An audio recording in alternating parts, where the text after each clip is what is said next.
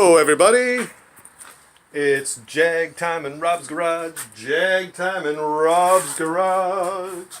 Jag time in Robb's garage. Jag time in Robb's garage. Hey Pammy. So here we are. It's July 1st, 2019. Pretty great, huh?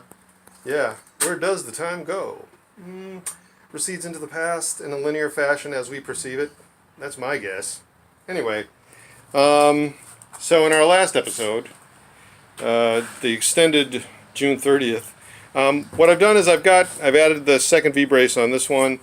In that last one we got the grill hoop mounted. You'll notice that I've strung a bit of string along the top so that we can get an eyeball of what the angularity of the hood's going to be. And that will also help me to set the height of the firewall hoop, which goes right here.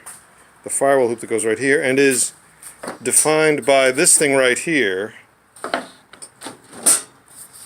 There, let's just kind of hold that in place with our hand.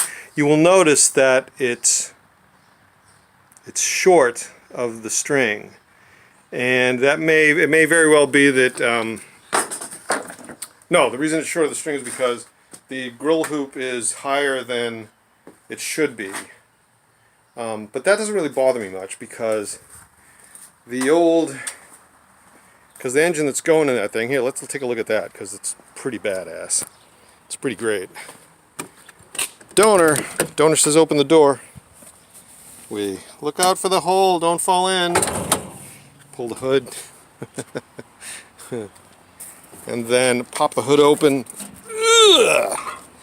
And because I only have two arms, I can't put up the stick that holds up the thing. But here's the engine that's going to go in the Jag Special. Why we call it the Jag? Because it's going to get this groovy old Sir William Lyons XK Series 4.2 liter six-banger. Not especially powerful. In this version, it only makes 175 horsepower at 5,000 RPM. But given that this crate here, given that the XJ6 is an absolute tank, that thing weighs 4,075 pounds. Now that it doesn't have the rear end in it anymore, because the rear end's in there, and it doesn't have the control arms in there anymore, so I've probably knocked the weight all the way down to 3,950 pounds. Maybe 3,900 pounds. You never know, but that thing's a screaming tank. And the goal is for this thing, for the Jag Special, to cut that weight in half. The goal is 2,000 pounds, maybe even less than 2,000 pounds. We shall see. I don't know. But anyway, so what I got to do here is one thing we didn't get to see over the weekend, even though I was doing all that bending and welding, and we got that hoop in, and we got that hoop in, and then now we've got that hoop in, is you didn't get to see the process by which I bend it and all my multiplicity of bending tools that I have here. So let's fire up the camera and we'll make some stuff happen. Or rather, let's pause the camera, set up the scene, and make that happen. Okay, so as I am so fond of saying, what I've done, here my fabulous little clampy skill table that I've built three-wheeler with this thing, yes I did.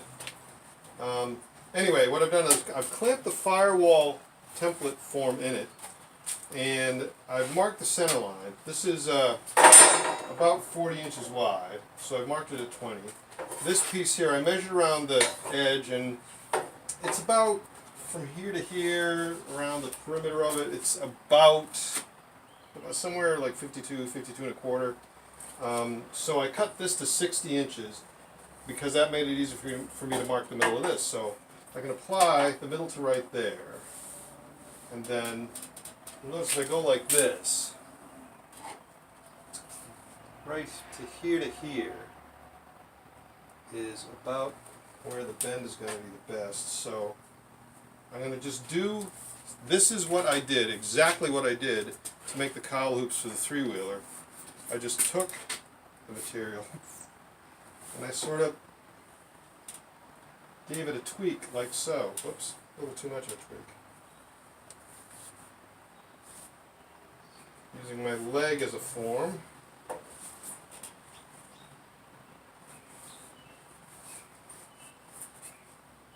And going carefully.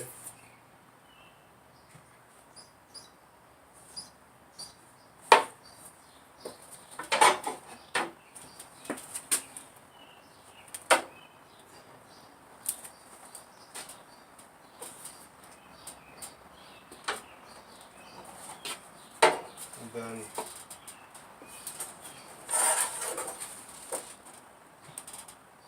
just gently giving it the old, what we would call the old 1-2.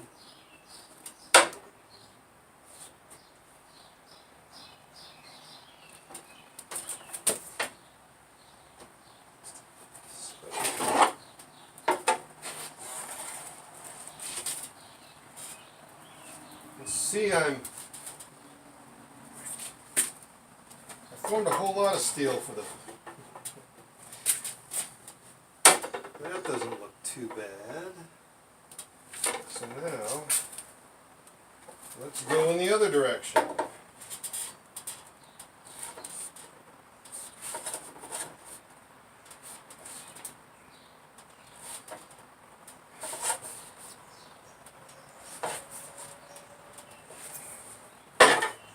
Oh, a little too much.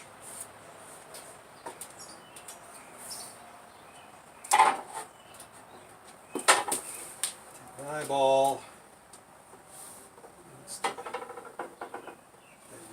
There a little bit. You can see that this is somewhat painstaking. And I can hear the chorus of, why don't you have a steel rolling machine? Because I don't. And as much as I would love to, as much as I would like to go to Harbor Freight Tools and buy one of the ones that they have, because they've got it one that would work, I'm pretty sure, and make this job a whole lot easier. Oops. Yep, I need to bring that back a little bit. Just a little bit. Because this was the way I did it on the 3-wheeler. Look at that, will you? That doesn't look too bad. If we... Here, I'm going to bring the camera over so you can all see.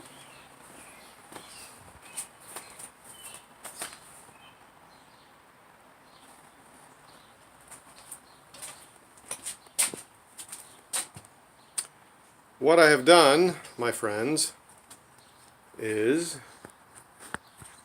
Camera comes out of the tripod. You can see right here that by my delicate ministrations, you see there's a gap right there, but there's also a divot. There's also a reverse curve to the form right there where I got a little too vigorous with the sander. But you can see that this curvature matches that pretty well. Now I got to do these corners, and the corners are a little bit more challenging than that big curve, which I happen to know is 60 inches in radius. Let's go back here. And so what I got to do now is take my glove. Oh no, I can leave my gloves on. I need a Sharpie, because Sharpies are the best thing ever. And what I'm going to do is, because this thing is the mark where this bend begins, right there. There's that. 2 marks, because it starts to bend down there. And then we come over here, do the same thing. We see this. It's got a nice defined mark right there. Mark that where the bend begins. And then, oh, I should let you know that my son Cody was the one who sanded these forms after I got done rough cutting them. And yeah, did a great job. So, and he's the one, my son Cody is the one who bent that hoop right there, bent the intermediate hoop, and he bent this, which will become the front of the trunk hoop, which maybe we'll get that in there today. I don't know. We'll see. But anyway, so the firewall, Now I got to go bend these sides. And that's going to happen in a different way. For that, I'm going to... Wait a minute, I got to do some more setup here. Time to pause the camera and do some setup.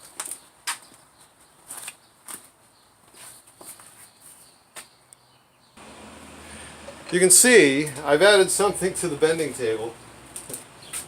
I've added a piece of PVC, a PVC joint pipe that the radius of is shorter than that. So what I can do is I can take this and then, I think I can. This is an experiment. Let's see how this works.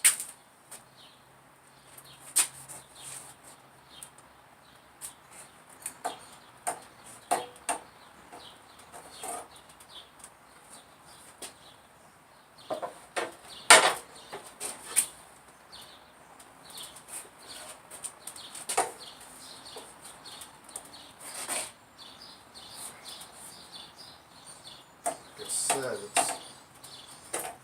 it's a bit painstaking,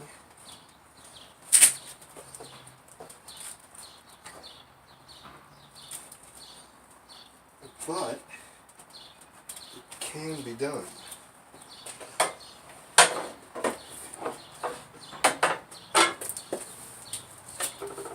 Nope, too much, so we unbend it slightly.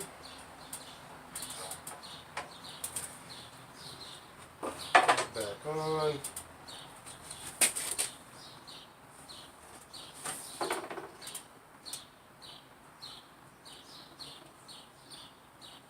Get it down here.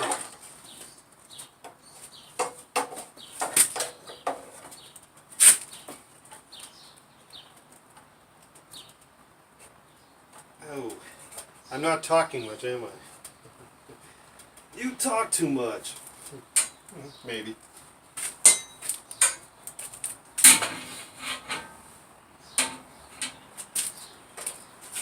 See how that looks.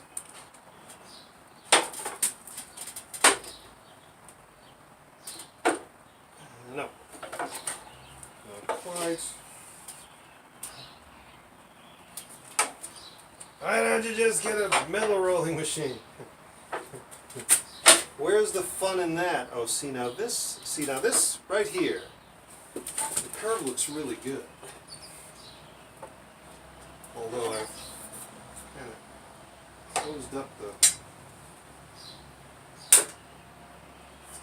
Get that back to the shape it needs to be. Oh, that looks pretty good right there. Well within my personal... So all I got to do is bend this thing down straight. So... Oh wait. Let's do something. Help us greatly in this endeavor. Sharpie!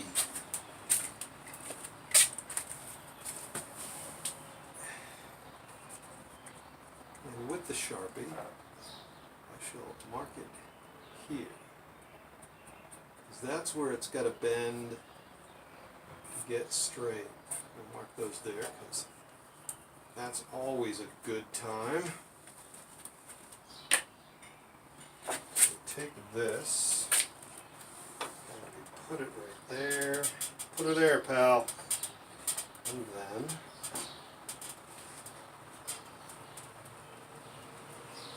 a tweak.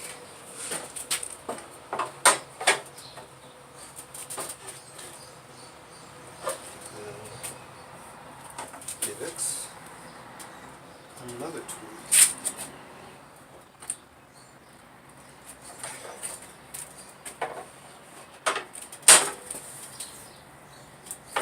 Blimey, mates. Oh, jeez. Unbend it slightly. So, and then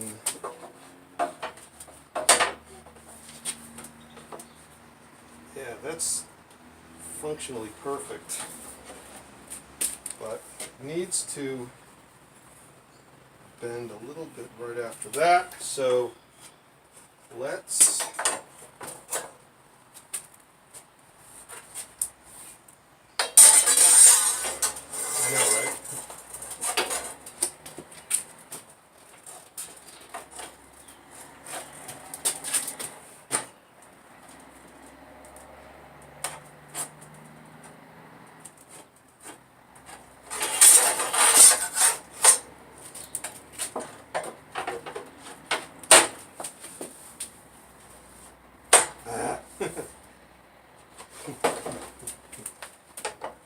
There were a couple of times over the weekend my son Cody said, "I give up." He didn't say I give up. He said, "That's about as good as it's going to get." Because he was dancing, just like I'm doing now, dancing back and forth between getting this straight. It has to bend right there.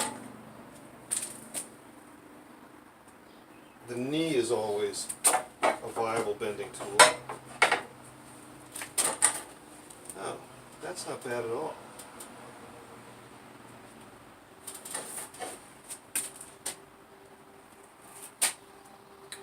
That's not bad at all. I need one more small, tiny little bend that I'm going to do over here, way over here in the vise. You go in there. Slightly clamped. Oopsie. And then tweaked.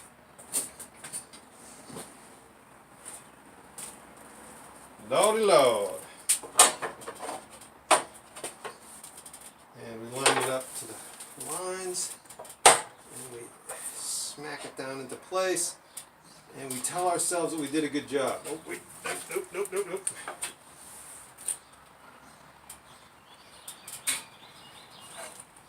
Unbend it slightly. And you know what? That's one more small bend right here.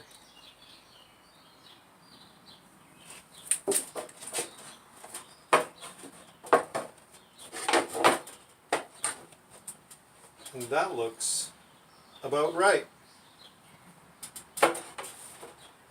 Even though it springs back slightly, once it's in position on the chassis and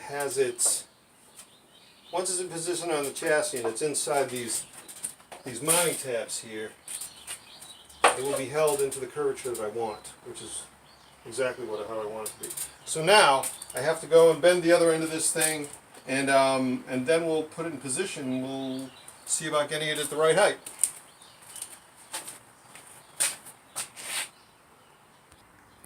Okay, so here we are. I will show you this. Come on. It's nice. It's well within my personal 1/16 of an inch tolerance, and will be actually even closer than that once it's mounted in place and welded in. And I can just heat it up and massage it with a hammer. That's always fun. Same thing on this side.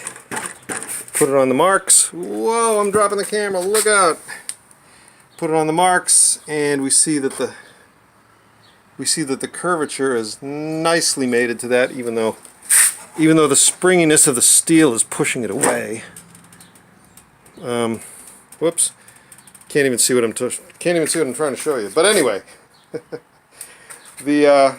I pronounced this formed enough to do a test fit over there on the firewall and cut it to height. So let's try that. Okay, so once more with feeling. We've set up the firewall template at the firewall where it's supposed to go. It's actually behind the firewall, but that's okay. Part of the firewall is going to be attached to here, and part of the firewall will be attached to here. So there's a little bit of back set, because there needs to be a little bit of back set for that engine. Some stuff on the top of the cam boxes sticks out at the back, so I want a little bit of space right there. So it will be right here. So, but the other thing that I've done is, let's come around here and apply the calibrated camera eyeball. You can see that the string center line lines up with the center line mark on the firewall, and then extends forward all the way to the grill hoop.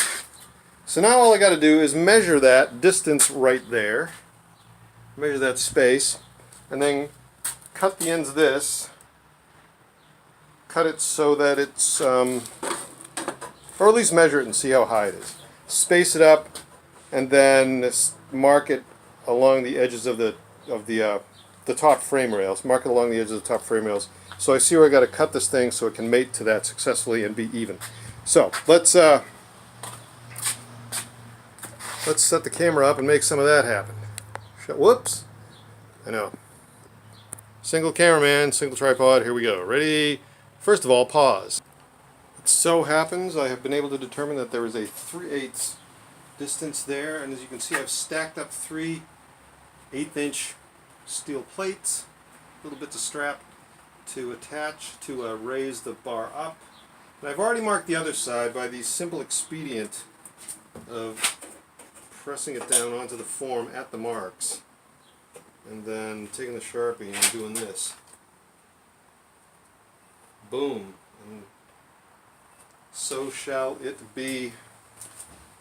So shall it be. Marked. Well, actually, let's leave that up like so. Oopsie. Let it balance and then mark it again. Yeah. Because, oh yeah, and if we eyeball it to the other two, yeah, there we go. Let's go over to the other side, stare at it like this. You know what? Give it the calibrated eyeball test. This side needs to come down a little bit. That's to that second line I just made. And we eyeball it once again. Everybody looks really good. So, squeeze by the front tire. Ugh. And mark it. Boom. And I have my cut lines. Cool. Alright, so it's getting close to dinner time. So I'm going to pause the camera and go have a bite. Place the camera, put the camera on the charger, and we'll return. And we'll return anon with more to do on this. Get this thing cut, get it welded, and do the thing about welding it into place. I'm pretty excited. Whoops. That's right. One more look at our lovely structure, and okay, so here we are again in the Jag Time in Robb's garage post dinner. Even though it only seemed like a few seconds for you guys, I'm sure.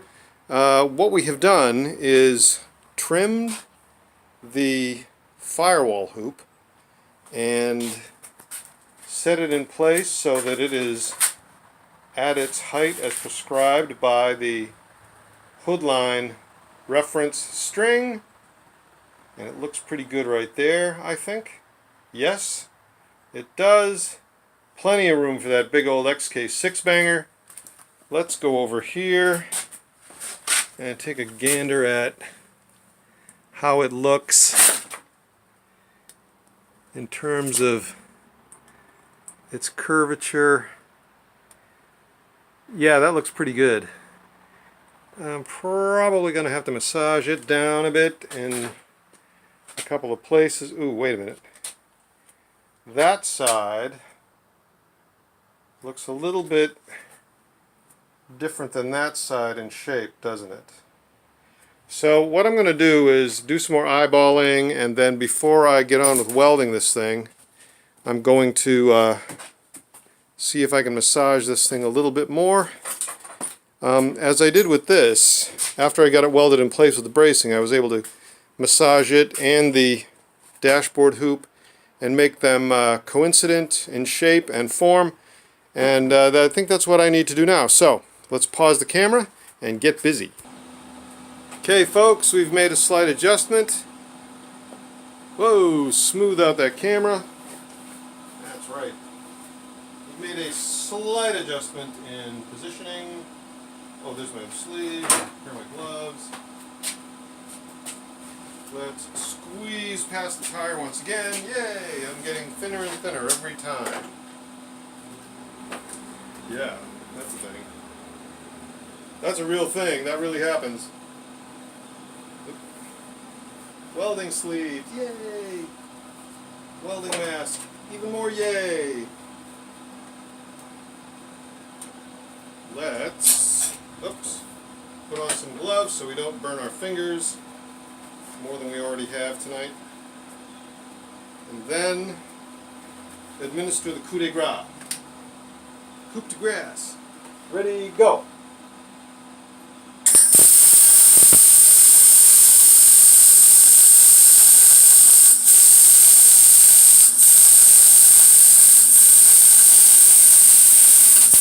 There's that one. Coming up the side.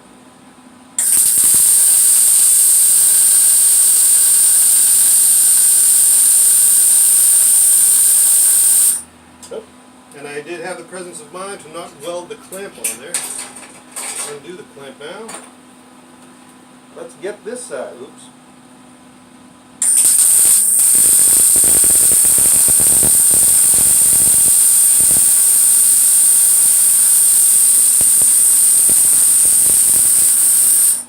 That. Next! Once more through thread the needle. My shop is not OSHA approved. And once more into the breach, my friends. Lend thine eye its fiercest aspect, etc., etc.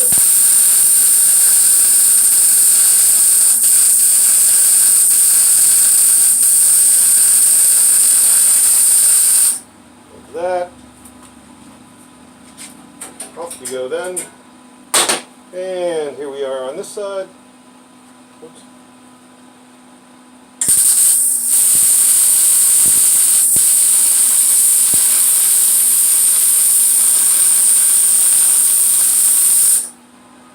And on this side.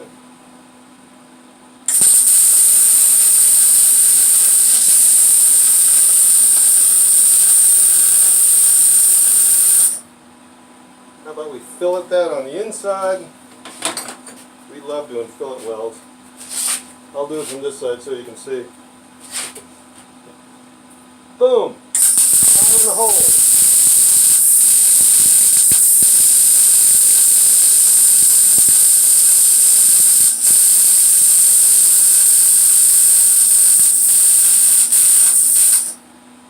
And back to the other side. Do that one. Oh my God! I got a piece of hot lava in my shoe.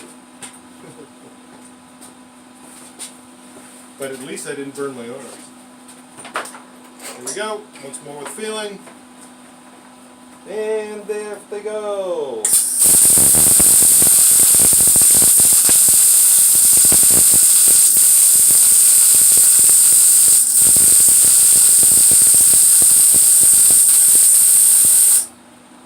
Punto finale. Turn off the welder. Retrieve the gun. Whoa! Knock some shit down. Nice shooting, Tex. Whoa. What else did I knock down? I don't know. Anyway, this thing's welded in. Don't need that anymore, do I? Boom. Turn off the tank. Oh, I see. I knocked down another magnet. Yeah, that's how I clean up the metal shavings on the floor. Is I just keep knocking magnets down, and they get all suffused with metal shavings. So, anyway, here it is, the infamous and ever wonderful firewall hoop, which we will have to V-brace and then perform some more massaging. Oh, that looks really good. And so does that. My eyeball says you look real good. Ish.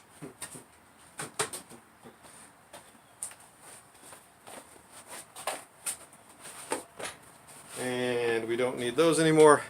So here we are. Whoop. Out we come. And that's it for tonight. That's it for July 1st, 2019. Jag time in Robb's garage. And we'll be back maybe tomorrow night. We'll see. We'll see. Probably tomorrow night. I mean, what else am I going to do? And then we'll be taking the 4th of July holiday off. But I predict that there will be more metal sparkage going on this coming weekend after the holiday. So here it is, Jag time in Rob's garage. The Jag is coming together, Cowl hoops forward.